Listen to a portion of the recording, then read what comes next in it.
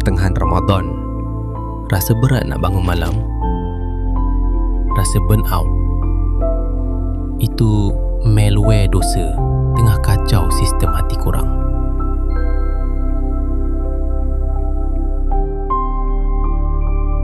Tauhid ajar kita Allah tu Al-Ghaffar. Sekali korang minta maaf dengan ikhlas, Allah wipe out semua data buruk. History korang jadi clean terus.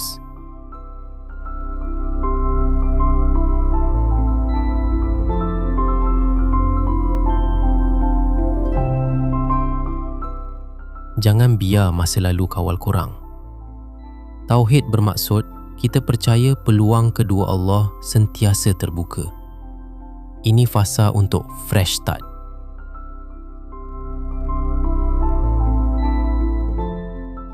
Action. Sebelum tidur, buat deep deletion. Sebut astaghfirullah sampai rasa lapang dada. Reset sekarang.